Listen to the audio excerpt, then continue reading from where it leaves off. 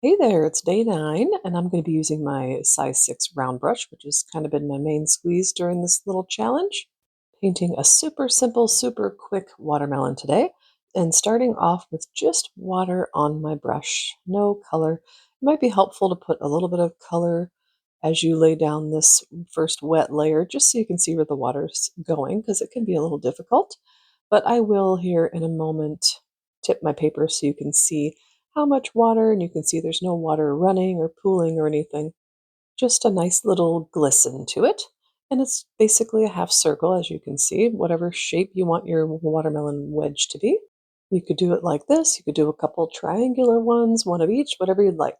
Now I'm coming in with some red, which is madder red in my set. And you can see when it's diluted, it has more of a pink look to it. And I'm tapping mine in. You don't have to do that. You can just paint it right in if you'd like. But I want some color variation in the watermelon, some lighter and darker pinks.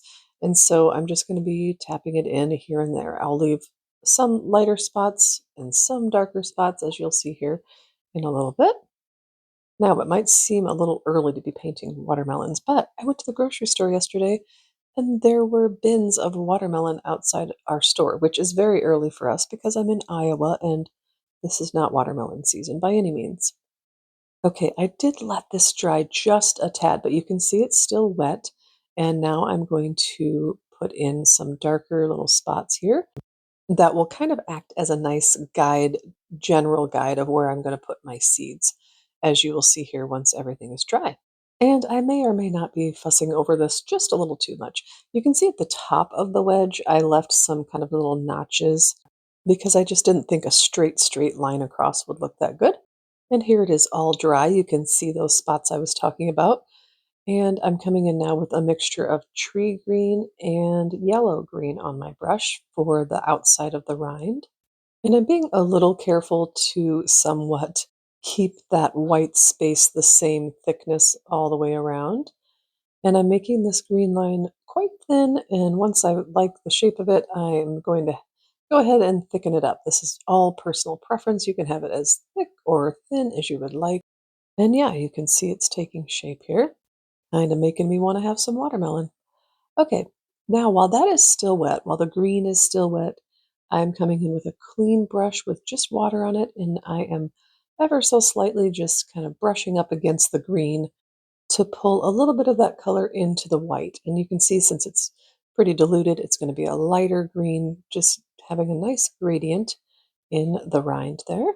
And you can let that dry, and I'm coming in with coal black on my brush to add my seeds. And you can see I am doing mostly in those darker red areas, darker pink, and you can just put them wherever you feel you want the seeds to be. And if you don't want to use black paint, you could also just do this part in pen, whatever you would prefer. And everything is completely dry now. I decided I do not want my watermelon to look like it's just floating on the page.